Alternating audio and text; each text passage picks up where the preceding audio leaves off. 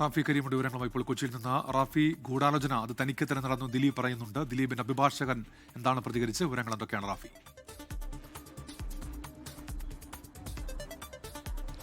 തീർച്ചയായും ഈ കുറ്റവിമുക്തനാക്കിയതിനു ശേഷം പുറത്തിറങ്ങി വന്ന ദിലീപ് കഴിഞ്ഞ 8 വർഷമായി ഈ കേസുമായി ബന്ധപ്പെട്ട് മാധ്യമങ്ങളോട് സംസാരിക്കാതിരുന്ന ദിലീപ് പുറത്തിറങ്ങി വന്നതിന് ശേഷം ആ രോക്ഷവും ഒപ്പം തന്നെ കടുത്ത ഭാഷയിലുള്ള വിമർശനവുമാണ് ഉന്നയിച്ചത്. അതിൽ ഏറ്റവും പ്രധാനപ്പെട്ടത് മഞ്ജു വാര്യരുടെ വാക്കുകൾ, ആ വാക്കുകളിൽ നിന്ന് തുടങ്ങിയ ക്രിമിനൽ ഗൂഢാലോചനയാണ് തനിക്കെതിരെ നടന്നത് എന്നുള്ളതായിരുന്നു ദിലീപിൻ്റെ ആദ്യ പ്രതികരണം.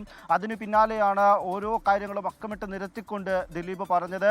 ഒരു ഉന്നത പോലീസ് ഉദ്യോഗസ്ഥ, ആ ഉന്നത പോലീസ് ഉദ്യോഗസ്ഥയുടെ നിർദ്ദേശപ്രകാരം പോലീസിലെ ഒരു ക്രിമിനൽ സംഘം, ആ ക്രിമിനൽ സംഘം ചേർന്ന് നടത്തിയ ഗൂഢാലോചന നീക്കങ്ങൾ തനിക്കെതിരെ നടത്തിയതാണ് എന്നുള്ളതാണ് ദിലീപ് പറഞ്ഞു വെച്ചത്. ഒപ്പം ഇതിൻ്റെ ലക്ഷ്യം എന്നുള്ളത് തൻ്റെ കരിയർ, തൻ്റെ ജീവിതം, ആ നിലയിൽ എല്ലാം തൻ്റെ സിനിമകൾ എല്ലാം തകർക്കുകയായിരുന്നു ഈ സംഘത്തിൻ്റെ ലക്ഷ്യമെന്ന് കൂടി ദിലീപ് പറഞ്ഞു വെക്കുന്നു. കഴിഞ്ഞ 8 വർഷമായി ഈ കേസുമായി ബന്ധപ്പെട്ട് ദിലീപിന് പ്രതികരിക്കാൻ കഴിയില്ലായിരുന്നു. വിധി കേട്ട് അല്പസമയത്തിനകം, ഒരു 10 മിനിറ്റിനകം പുറത്തേക്ക് ഇറങ്ങിവെന്നാണ് അവിടെ ഉണ്ടായിരുന്ന മാധ്യമപ്രവർത്തകർക്ക് മുന്നിൽ കടുത്ത ഭാഷയിൽ അന്വേഷണ ഉദ്യോഗസ്ഥയെയും ഒപ്പം തന്നെ അന്വേഷണ സംഘത്തെയും ഒപ്പം മഞ്ജു വാര്യരെയും എല്ലാം കടുത്ത ഭാഷയിൽ വിമർശിച്ചുകൊണ്ട് ദിലീപ് ഇത്തരത്തിലൊരു പ്രസ്താവന നടത്തിയത്. അതിനുശേഷം ദിലീപ് നേരെ പോയത് അദ്ദേഹത്തിൻ്റെ അഡ്വക്കേറ്റായ ബി രാമൻപിള്ളയുടെ അടുത്തേക്കായിരുന്നു. രാമൻപിള്ളയെ കണ്ടതിന് ശേഷമായിരുന്നു രാമൻപിള്ളയുടെ പ്രതികരണം ഉണ്ടാകുന്നത്. രാമൻപിള്ളയും ദിലീപിൻ്റെ അതേ വിമർശനം തന്നെ ആവർത്തിക്കുന്നതാണ് കണ്ടത്. അതിൽ ഏറ്റവും പ്രധാനപ്പെട്ടതായി രാമൻപിള്ള പറഞ്ഞത് ആ പോലീസ് ഉദ്യോഗസ്ഥ നടത്തിയ ഗൂഢാലോചനയാണ്.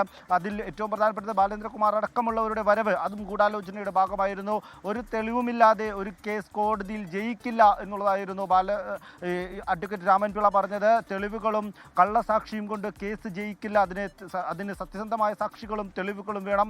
ഒപ്പം തന്നെ ഈ കേസിൽ 200 സാക്ഷികളെ വിസ്തരിച്ചു. ഒപ്പം ഈ കേസുമായി ബന്ധപ്പെട്ട് എല്ലാം പരിശോധിച്ചിരുന്നു.